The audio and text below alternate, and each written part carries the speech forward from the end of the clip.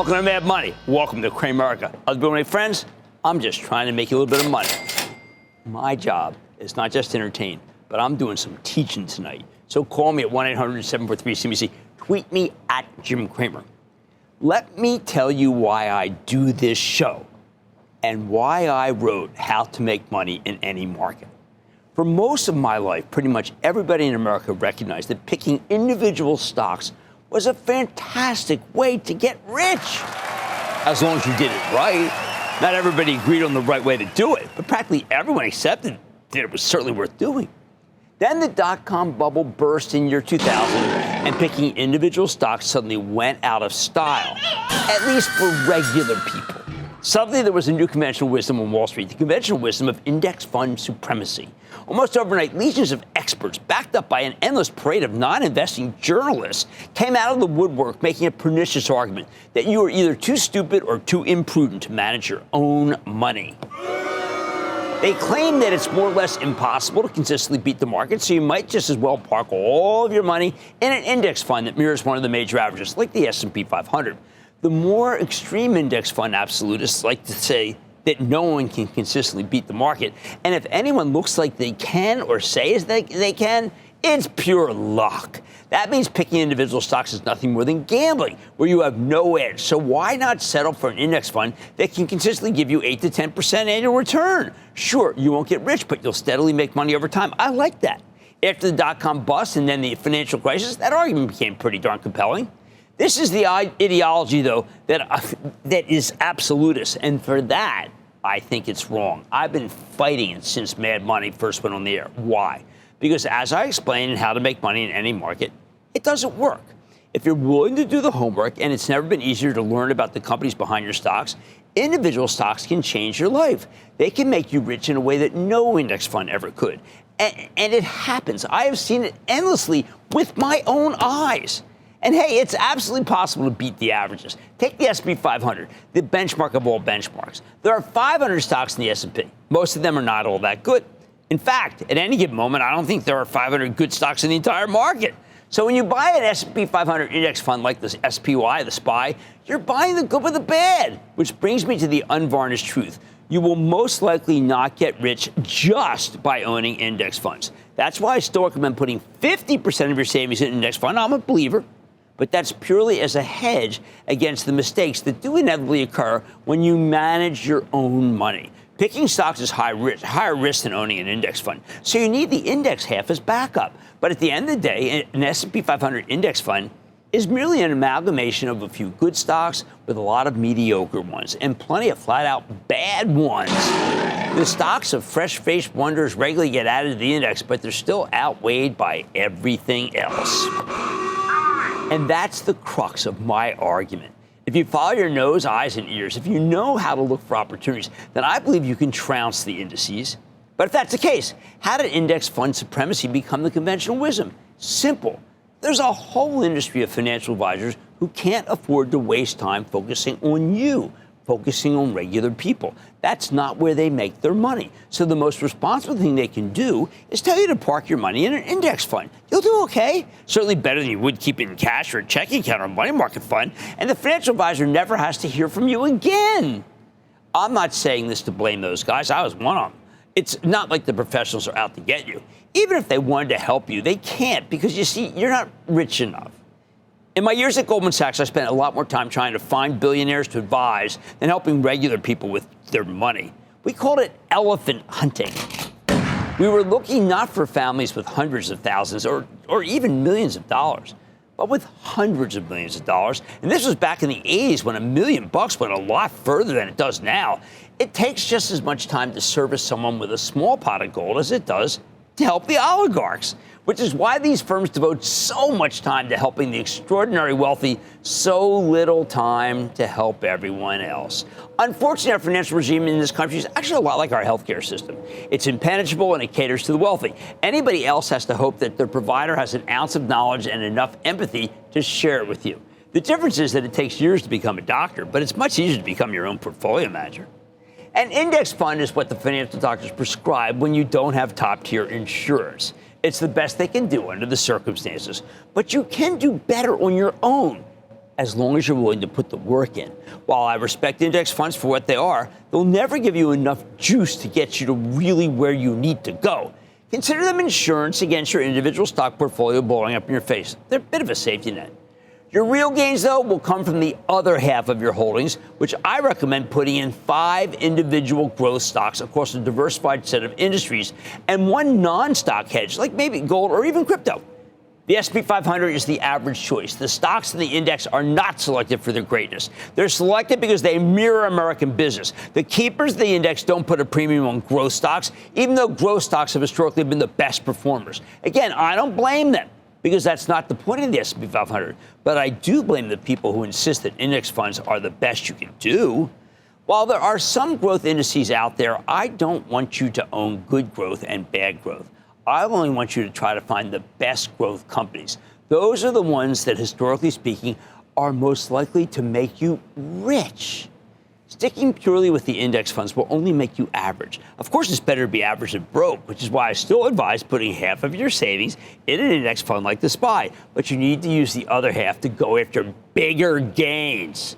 Unlike most professionals, I see the world as divided between 2 kinds of risks. The very real risk that comes from losing money in a bad stock, and the just as real risk of missing out on a great stock that could give you a 1,000% return over time and transform your entire life.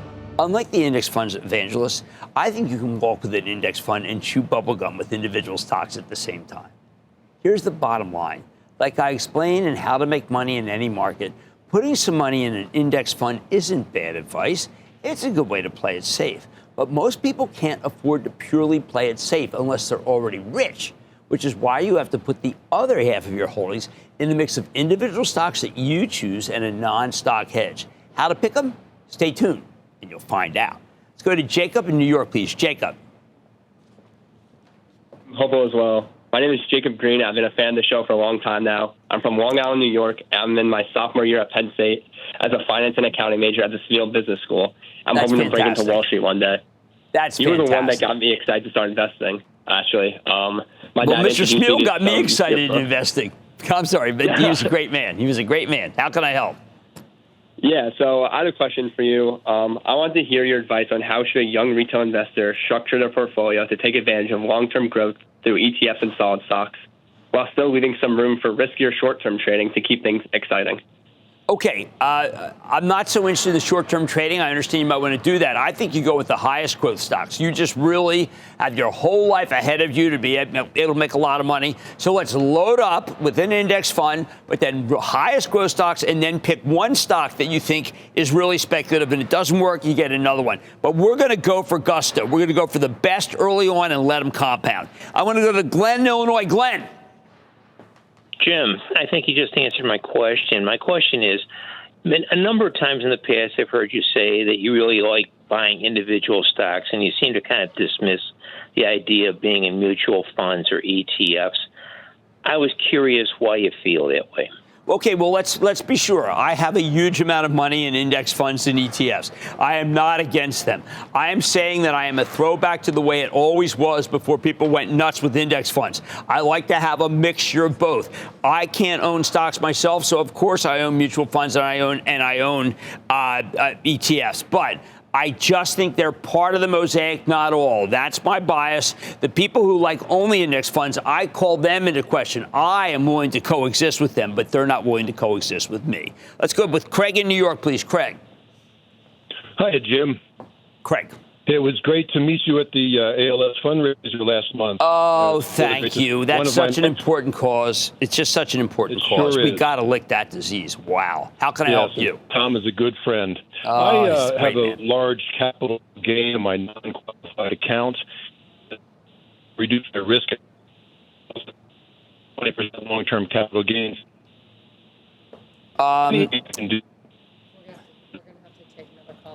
Okay, we have to take another call. I'm sorry, we have to take another call. Jim, ready? So just look for a minute and let's come over here for a minute and then look at Dave and then just say the next person. So we have Kelly ready, right, guys? Yeah. I don't see Kelly there. I see Glenn. Yeah. Take time.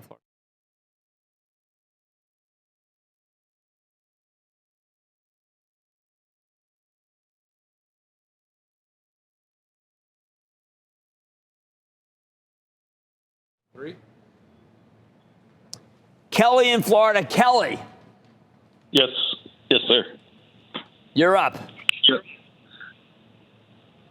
Go ahead.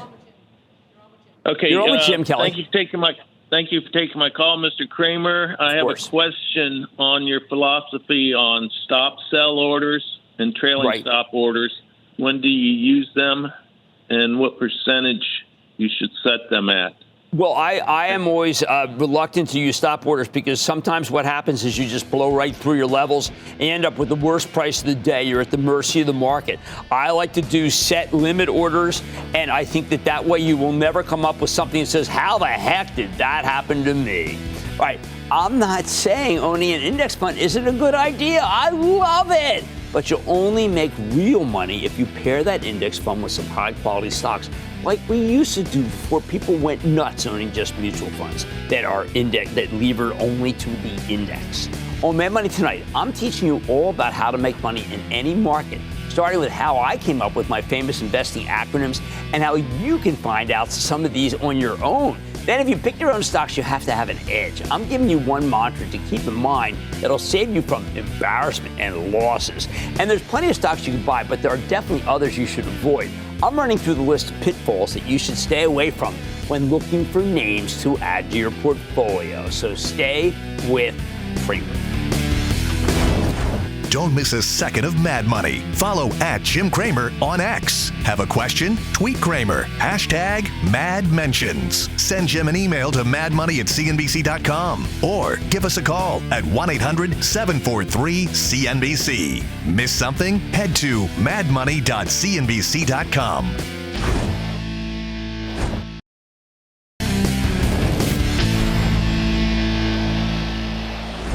Like I told you before the break, we live in a time where picking stocks is stigmatized.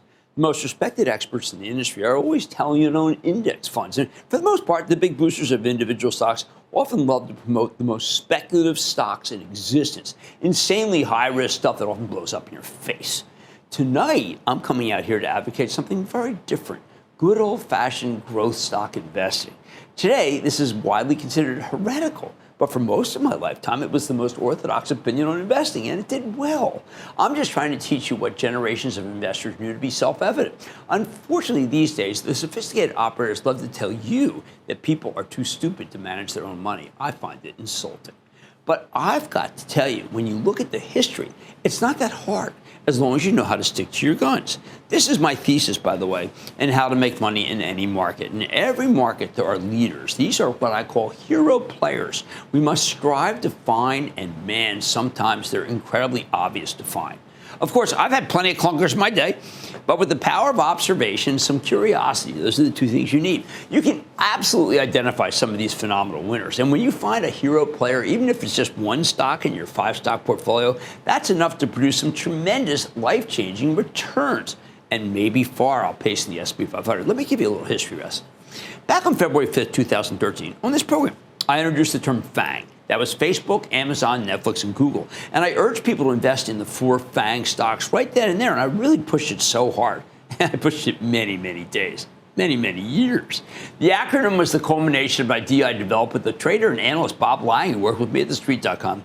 We were searching for a way to shine a spotlight on the best growth stocks of the time. We wanted everyone to buy them. A decade later, when Bank of America strategist Michael Hartnett coined the term Magnificent Seven for the slightly expanded and adjusted group of Alphabet, which is the old Google, Amazon, Apple, Meta platforms, that's the old Facebook, Microsoft, NVIDIA, and Tesla, I went all in. My charitable trust had already owned 6 of the seven, save Tesla, so it seemed only sensible. You can now follow the trust by joining the CNBC Investing Club. So you have to ask, how did I spot FANG? Or FANG, which was how I integrated Apple. And why was I so quick to embrace 6 of the Magnificent 7 years before the term was coined? Simple. My eyes were open. I'm always hunting, not just for Amazon, but for the next Amazon or the next Netflix, next NVIDIA. Once the Magnificent 7 lose their magnificence, then there are another 7 out there, believe me, that are just waiting to be found. And they, too, could be very obvious. But as long as I think these proven winners can stay strong and deliver, I'll stick with them. That said, look, I'm confident there are many, many more amazing growth companies with incredible stocks around. I hear about them I hear them from you in the lightning round. Here's the thing about FANG and the Magnificent Seven. They were obvious. They were in your face. You could see them moving higher day after day for years. Your kids can tell you all about them. In some cases, these went up for more than a decade. You didn't have to be a genius to make money in these things. In fact, being a genius might have hurt you. A lot of people in this business are too clever by half. They see a good thing and then they overthink it, scaring themselves away from phenomenal winners. Let's say that on the day I introduced FANG, the FANG acronym, remember, this is when these companies were already established, already the big ones you knew about, no incredible discovery required. You decided to put $1,000 into each of the four. Let's do the math here. And then you put an equal amount, $4,000, right, because there's four, into an S&P 500 index fund. Now, from that day in early 2013 through the end of 2024, your $4,000 in the S&P would have been terrific. It would have turned in $19,400. That's a 14.2% annual return. Not bad. But let me ask you, what if you invested $1,000 in each of the four FANG stocks like I suggested? Adding it all up, FANG would have given you your $4,000, $82,655 from 2013 through the end. You would have had, which would you prefer? 82,000 in those 4 euro stocks or less than 20 grand in the S&P 500 index fund. It is a choice. It's your choice. It really is. Oh, and Apple, which hadn't been added to FANG at that point, would have turned $1,000 into $17,994. So AA FANG was also a winner. Does this prove anything? I'm sure that some people say, hey, listen, it's backdated. Others be saying it's cherry picking because those are 5 of the greatest stocks of all time. Yet here's the deal why that's not true. I was coming on air practically every night and recommending FANG. They were hiding in plain sight like Edgar Allan Poe's purloined letter. They were companies that you probably interacted with every day. Why can't you find them? They were there for you. You knew them. They were available and obvious to anyone who cared to pay attention. In fact, before I aired the segment on FANG way back in 2013, do you know what I did? I wondered if it was a waste of time because these four stocks were so obvious. Everyone knew them. Was I really bringing anything new to the table by highlighting them? In retrospect, it was good to pay attention. Still is. But let's put my personal examples aside for a minute. A couple years ago, an economist from Arizona State University, a fellow by the name of Hendrik Bessenbinder, published a paper on the difficulty of picking individual stocks. Now, he's another apostle of index funds because he found that only a small number of individual stocks produce the vast bulk of the market's gains. I look at the same numbers and come to a very different conclusion. Looking at data from December 31, 1925 until December 31, 2023, Bessenbinder sought to examine how well you could do with stocks, provided you reinvested dividends and didn't sell. His first finding, historically, the majority of the 29,078 stocks he looked at did not make money. Now, it shouldn't shock you. I'm not telling you to invest in just any old stock. Most stocks have zero pedigree, and their gains are often the product of an over-enthusiastic public and greedy investment bankers trying to feed the maddening mob. His second finding, there were thousands of stocks that would have absolutely made you money, but perhaps not enough to justify investing in them instead of an index fund. Now, a decent return, but an average return for average investors who want to see average gains. Index funds, they're fine, but they're not the heroes we're looking for. And remember, I still advocate them. His third finding, 17 stocks delivered cumulative returns of more than 5 million %. Or $50,000 per dollar invested. That means a $1,000 investment would have yielded upward of $50 million. All right, now these were all relatively well-known companies. Boeing, IBM, Coca-Cola, Deere, Johnson & Johnson. They could have made you a fortune. Bessenbinder thinks that that's like finding a needle in a haystack. Do you think that? Do you really? The bottom line, it's only hard to find these hero stocks if you're picking randomly. For anyone with eyes to see, we're talking about obvious winners that tend to keep winning for years and years. Those are the stocks I'm always looking for, and when I find them, I'm never going to shut up about them. Mad Money's back after the break.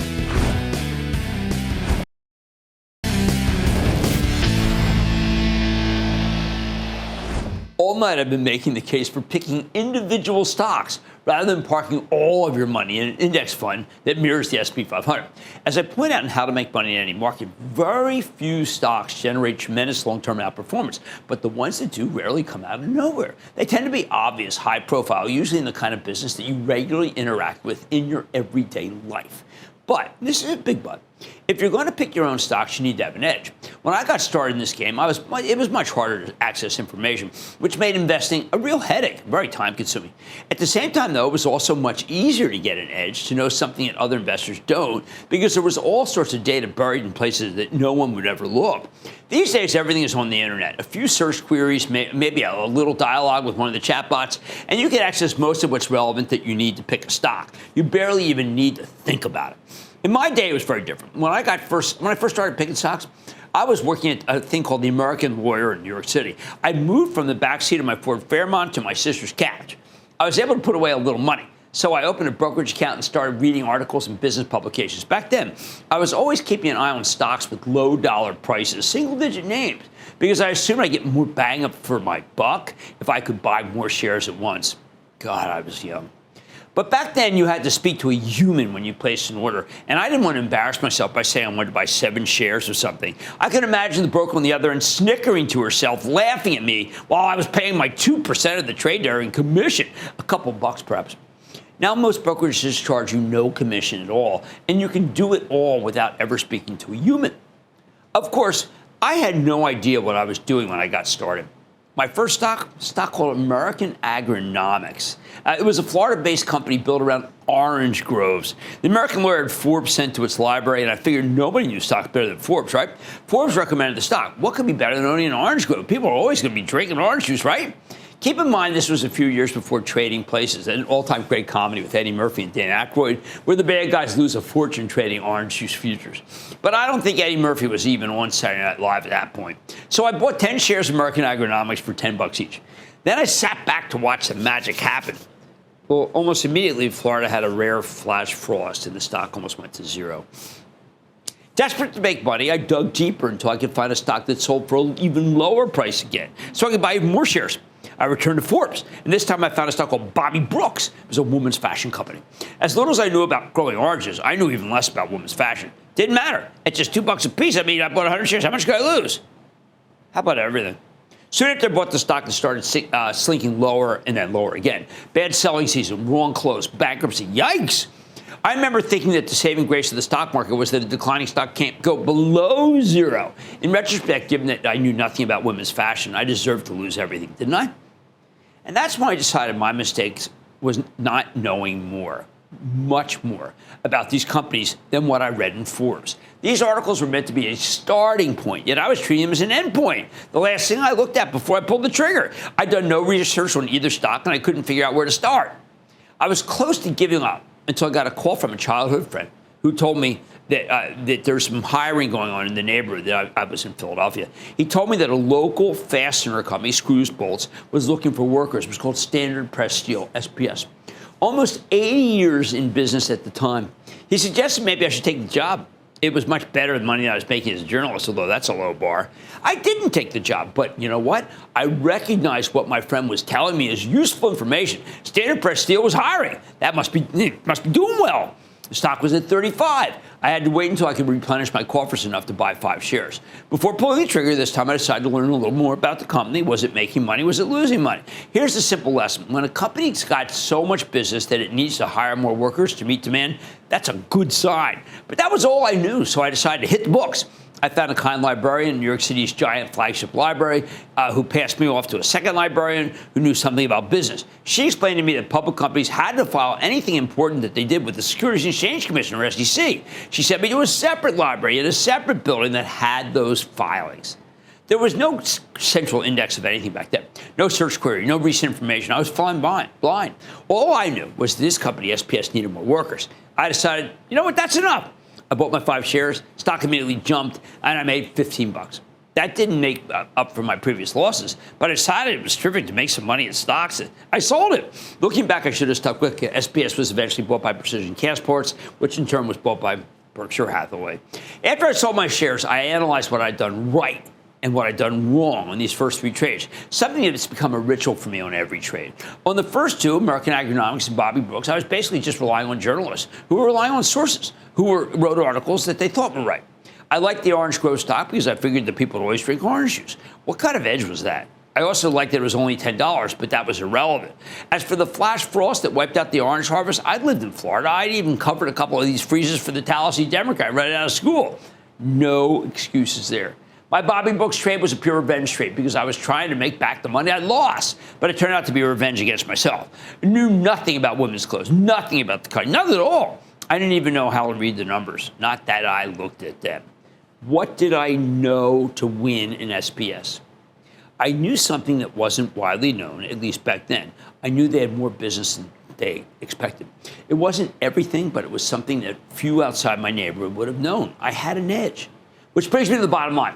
As I explained how to make money in any market, you should never buy anything that you don't have some personal knowledge about unless the stock in question belongs to a well-known best-of-breed operator. But for the vast majority of stocks, don't even think about buying them unless you actually know something about the underlying company. And remember, it's never been easier to find out. Let's go to Lois in Massachusetts. Lois. Hello, Jim. Hi, Lois. How are you? I'm good. Good. Do you like the 529 plan to save for college? And should I wait for the stock market to go down before we invest? Okay, I like any plan that gives you any tax benefit. And I talk about that and how to make money. It's really important to take advantage of anything that the government does that makes it so you pay lower taxes. And that's why I like that plan. Let's go to Dean in Florida, please. Dean. Hey, Jim. Big Dean, how are booyah you? from the southwest coast of Florida. Excellent. Been there. Loved it. Thank you. So I had a question for you. You've always said there's a difference between retirement money and mad money. How should I invest in each bucket? Well, I have a list of stocks in how to make money in any market, which is a switch from companies that are growth companies to companies that have some growth with a very nice yield. And that's what you have to switch with. What's really important is you don't just go into cash because cash won't earn you enough and you'll end up having to work until the day you die. I'm trying to prevent that with a group of stocks that can give you growth, but not at a cost to you, growth with yield. That's what I like. All right, everybody. Never buy something that you don't have any personal knowledge about. Don't even think about even buying a stock unless you actually know something about the underlying company and you can explain it to someone. Watch where Mad Money at. I'm giving you my criteria of pitfall stocks to avoid when you're building a portfolio. Then there's two key words to keep in mind when you're looking for a stock that can make money in any market. I'm revealing what they are. And later, I'm opening my tweets and texts and emails and taking some of your questions. So stay with Cramer.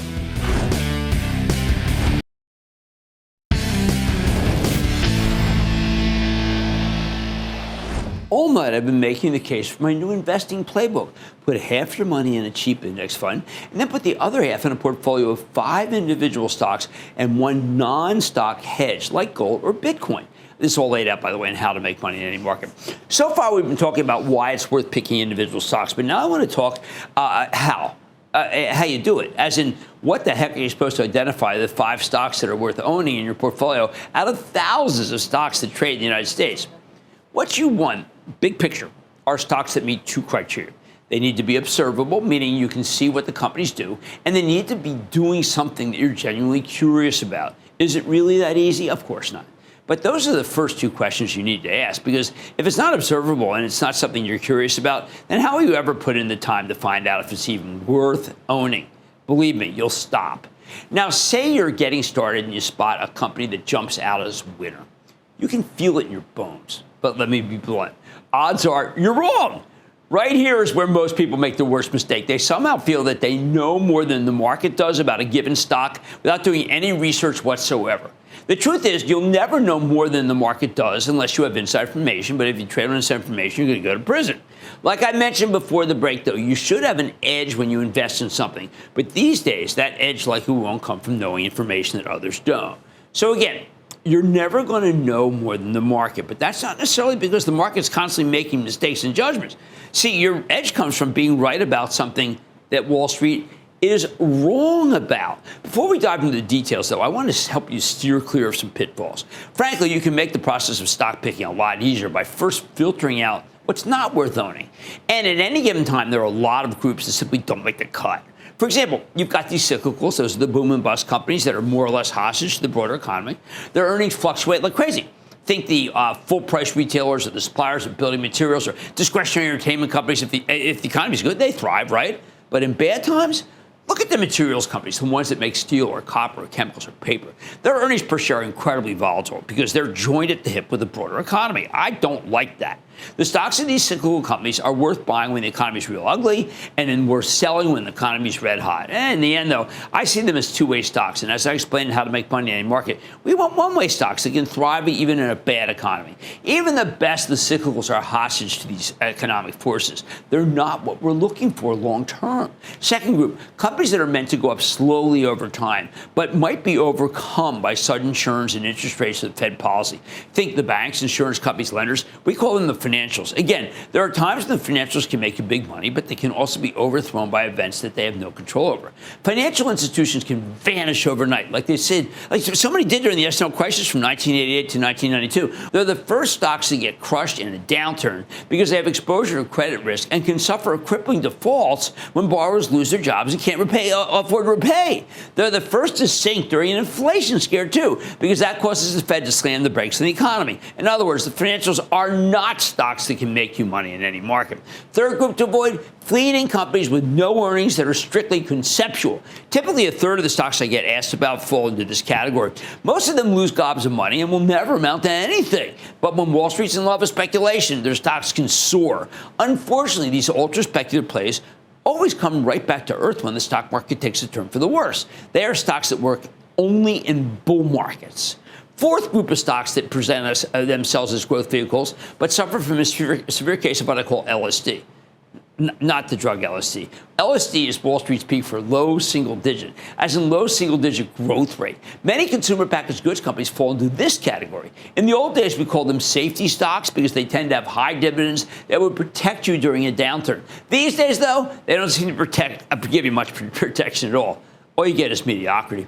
Finally, there are companies with fixed costs that are so darn high, it takes a perfect storm of positivity for them to make good money. Here I'm talking about the department store chains, the automakers, the airlines. The automakers and the airlines especially have insanely expensive labor contracts and a lot of heavy-duty machinery. Again, there are times when these stocks work, but they only work temporarily, and you always know that you'll have to completely ring the register before the business peaks.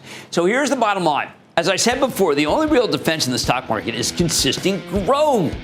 So when you're building a portfolio for the long haul, you want to steer clear of companies that can be derailed by inconsistency. And honestly, that is most of the market. You take those groups off the table, and it's much easier to find something that you can stick with for years and years. Mad Money's back after the break.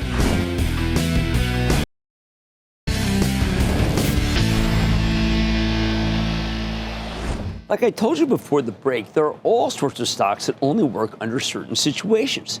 There's nothing wrong with that. But when I wrote How to Make Money in Any Market, I meant that title literally. For example, the boom and bust cyclicals that are hostage to the broader economy have an expiration date. When they can make you good money in expansion for a year or two or even three, sooner or later, the economy is going to peak and you need to sell. Sell.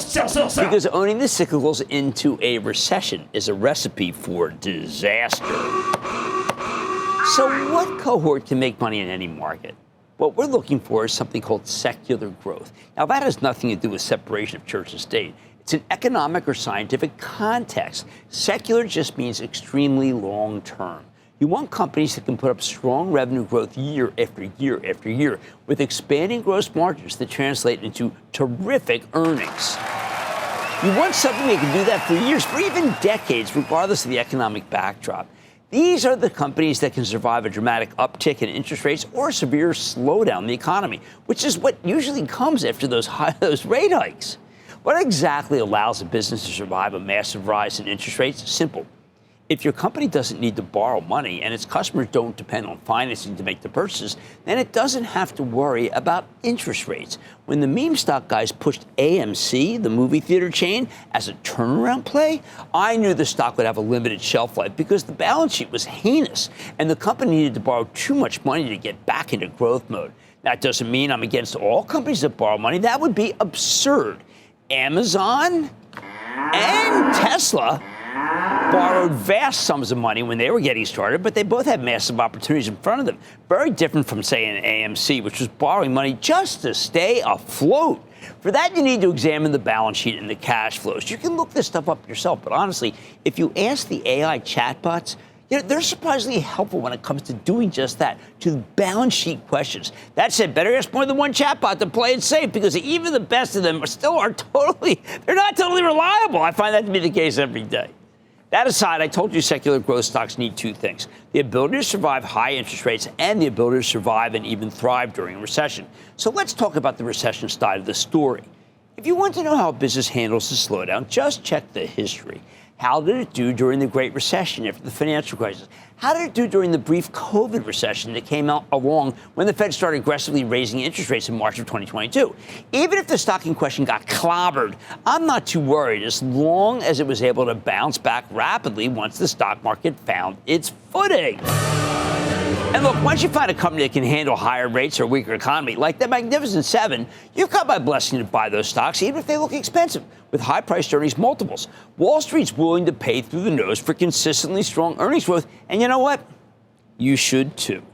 Finally, when you identify a company that's rate hike-proof and recession-proof, you want more quality, the ability to scale. Meaning, does it have the capacity to grow into a much, much larger enterprise? Let me give you my favorite example here, because it's where I got my viewers in on the ground floor, and it's really emblematic of what I'm talking about. It's a company called Regeneron.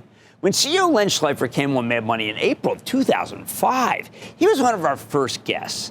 At the time, Regeneron was an early-stage biotech that was developing potential cancer treatments that might maybe have been useful for age-related macular degeneration, too.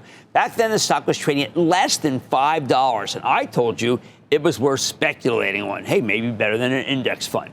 Turns out Regeneron's macular degeneration drug was a blockbuster, eventually doing nearly $10 billion in annual sales at its peaks.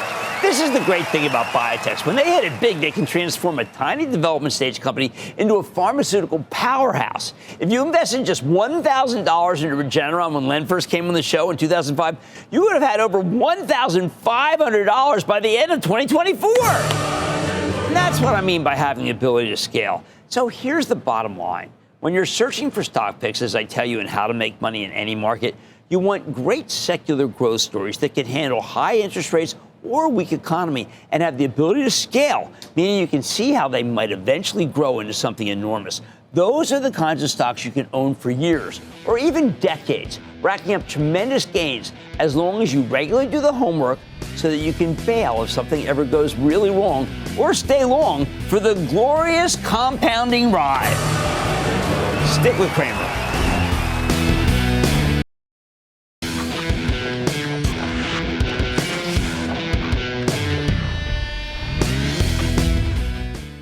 I always say my favorite part of the show is answering questions directly from you. Tonight I'm cracking open my emails from Investing Club members, answering all your investing questions. If you like this, please don't forget to join the CNBC Investing Club. First up, we have a question from James, who asks, Jim, I'm 65 years old and investing my portfolio for growth and income for the next 25 years. Is it time to start allocating more investment dollars into dividend-paying stocks or stay with 65% growth value and 35% dividend equities? My total equity portfolio is $4.5 million. Well, first of all, congratulations. You've invested very well. Second, because of that amount, what we're going to do is we're going to put 50-50. We're going to make it so that you've got some great, slower growth, high dividend plays that can compound and generate that income you need. And I agree with you. Let's keep the growth for the rest. But you do have to cut back on pure growth, because I like the idea with that amount of money that you have that you never lose it. Once you get rich, well, let's just say you only need to get rich once. Next up, we have a question from Albert, who asks, when, if ever, might it be appropriate to protect multi-year upside gains that are significant but unrealized with protective calls or other option strategies? Let's not fool around with them. I know a lot of people want to do that. A lot of people want to sell covered calls. A lot of people want to get involved in the options market. I like to keep it simple, especially because, you know what? You don't want to ever have, let's say, all your stuff more than one piece of paper. I am a firm believer that one piece of paper is the way to go. And you can't do that if you kind of mess it up with a lot of option strategies that I don't think are going to do that much for you. Now let's go to Thomas, who wants to know, how can we strike the proper balance between building a new position while respecting our cost basis on a profitable and fundamentally sound stock headed higher? Okay, you always have to think, should I sell one to buy another? I don't like to have a huge number of stocks. I don't want you to be a mutual fund. So what you have to do is you have to look at your portfolio. You have to say, this one's come to fruition. There's not that much more, and I'd like to put a new one on. But don't put a new one on until you sell another. Now let's go to Zachary in Nevada, who asks, with a 5-core stock portfolio, thank you, that's what we do, that's what we recommend, what should we do when stocks are all outperforming the market? Do we keep buying them on a set schedule, even though they are consistently going up, or just new deposit allocations from 20% evenly to a more weighted allocation? I like to be a little bit more on autopilot, one puts more money to work. All the studies that I did, and Ben Stoto and Jeff Marshall went over and over and over again. The best thing to do is just to continue to put money in those stocks, unless something's wrong, and then you can change up. Our next question is from Michael in New York, who asks, why do stocks tank when a company barely misses earnings? For example, estimates say $2 billion in revenue. They post $1.9 billion. Stock gets smoked. In the grand scheme of things, does a tiny miss like that really matter? And why does Wall Street punish so severely? Wall Street has what's known as a whisper, okay? There's another set of numbers that are far better than the ones you're looking at. And when a company can't do those far better ones, if they overpromise and underdeliver, then there's just no place for them, and the big institutions will sell. Is it right to do that? There are sometimes they throw out babies with bathwater, but for the most part, I've got to tell you, if they can't hit the whisper, they can't hit the higher number, sometimes you do have to take action. I'm not against what they do. Next, we have a question from Mimi in California, who asks, what is the best way to avoid riding a long-term investment all the way up and then all the way down? Look what we do in the club. When we have a parabolic move, when we have a stock that is well above our basis, we trim. That gives us the flexibility to be able to buy back. I call it trading around a position. Is it something I do very often when we get a parabolic move? The answer is yes, always. Now on to Dave in Arkansas, who asks, I am fortunate to retire in my mid-50s with significant IRA and taxable accounts. What's the best investment strategy? Hold high growth and beta stocks in my IRA to avoid capital gains, or hold them taxable so if they drop, I can take the loss. Appreciate your advice in this. But it's the former, not the latter. You want to be keep them in the IRA, and I like your spirit. I want you to keep investing for the long term, and don't feel like when you get to 60 or something, it's time to cash out. We don't like that. Next question is from John in Virginia, who asks, how often do you review targets, and what makes you sell at a target versus raising the target? This is something that I go very closely with Jeff Marks and Zev Fuma, and anytime we have to raise the target, we all talk about it and try to figure out exactly whether it makes sense. We don't want to overpromise ourselves and then underdeliver, but we also know that there are a lot of situations where it's just not worth it to raise it. If we think that there is some hesitation for us, we want to wait till the stock comes back down before we take from a 2 to a 1. Our last question comes from Jack, who asks, when does it make sense to buy dividend stocks versus growth stocks? Okay, depends. I mean, look, there's some dividend stocks I just love, like growth stocks, and there's lots of growth stocks that pay dividends. But as we get older, I do want to have more income coming in, and that's something you consider. And by the way, I address that directly, and I think I don't want to cut it short, but I address it directly in how to make money in any market. And I really try to give you a list of the types of stocks you need to switch to as you get older. I'd like to say there's always a bull market somewhere. I promise I'll find it just for you right here on Mad Money. I'm Jim Cramer. See you next time. All opinions expressed by Jim Cramer on this podcast are solely Cramer's opinions and do not reflect the opinions of CNBC or its parent company or affiliates, and may have been previously disseminated by Cramer on television, radio, internet, or another medium. You should not treat any opinion expressed by Cramer as a specific inducement to make a particular investment or follow a particular strategy, but only as an expression of his opinion. Cramer's opinions are based upon information he considers reliable, but neither CNBC nor its affiliates and or subsidiaries warrant its completeness or accuracy, and it should not be relied upon as such. To view the full Mad Money disclaimer, please visit cnbc.com/Mad Money disclaimer.